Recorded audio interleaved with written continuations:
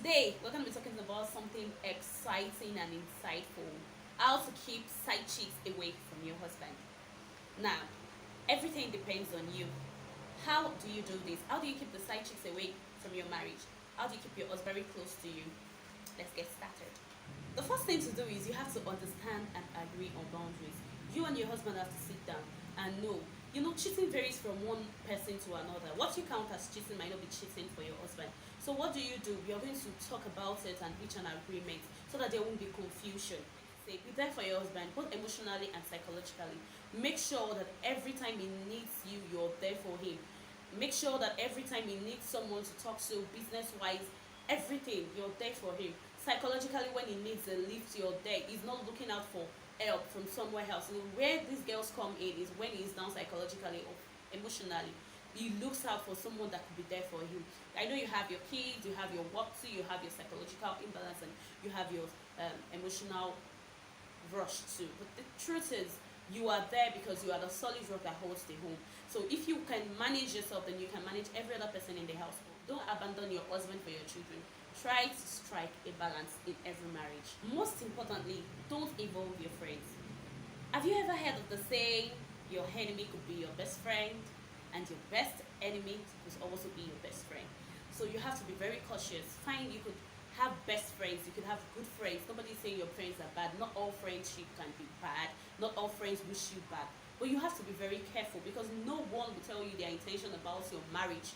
No one will tell you their intention about your spouse. So you have to make sure that you keep both your good moments and bad moments to yourself. If you need to communicate or talk to your friend about your marriage, just make it neutral. Just laugh over the neutral things. When he does something special for you, when he does something that really hurts you badly, you can talk to your pastor, you can talk to elders, you can talk to elderly family members that you think they are mature. Or better still, the best, talk to a counselor. Your friend is not a counselor. Your friend is not someone that will talk to your husband and he will listen. A friend is a friend. Your marriage is your marriage. Strike a balance. The sex in marriage is a game. It's either hey or nothing. There's nothing like, oh, we are trying our best, I can't kill myself. No, it has to be a. Always make sure you experiment in bed, do your research about new sex styles and positions. Always make sure you satisfy him. That when he's leaving home, you know that yes, I have done my best to keep my man in bed. So you're not just doing every other thing, but make sure on bed the sex game is A plus. If there's something more than hey, maybe a X pro, make sure that's your sex life. You also have to learn to spend time together. You have to learn to you also have to learn to spend time together. You have to learn to create time out of your busy schedule. Take yourself on dates, movie dates, dinner dates, and different. You could just walk in a park or go to the beach alone time without the kids. Sometimes with the kids, just try to reassure each other and rejuvenate your love. The love between both of you should grow. And then during this time is when you talk about so many things, you communicate about so many things, you talk about your vows, you talk about how you love each other. And some of these things are the things that men miss a lot, not just women. Your man miss you.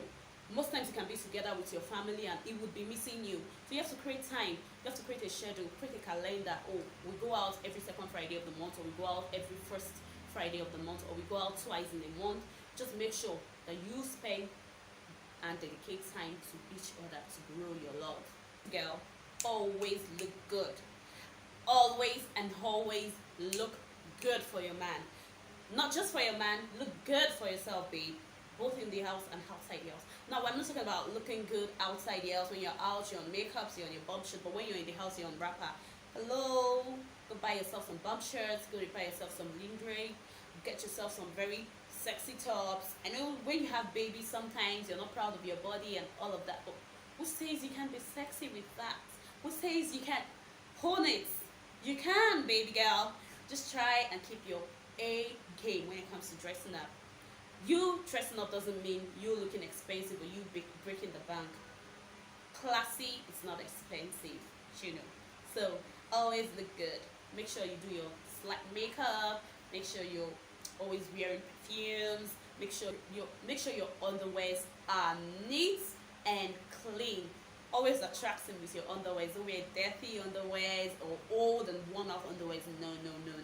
Men don't like to see these things, believe me. They don't like to see it. They don't want to see it. So don't push your man away by dressing haggard or dressing unsexy or dressing old school. Try as much as possible to dress a proper max. Lastly, learn to trust your men, women, and it's somehow difficult because of the things we read online and the things we hear from our friends and all of that. But just learn to trust him, and if you don't have reasons not to trust him, learn to trust him so that you don't push him away with your insecurity, so that you don't scare him. And most especially, so that you don't put ideas in his head. When you start telling him, I know you're seeing a girl, I know you're doing this, it would start having ideas like, maybe I should see a girl. Don't put ideas in their heads. Let them just do their thing and learn to trust them. When they tell you they're going out with the boys, just try to believe they're going out with the boys. I know this is difficult, but just build trust.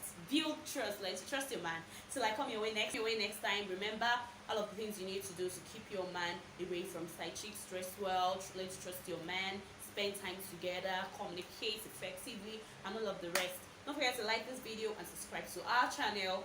Continue to keep your husbands away from child chicks.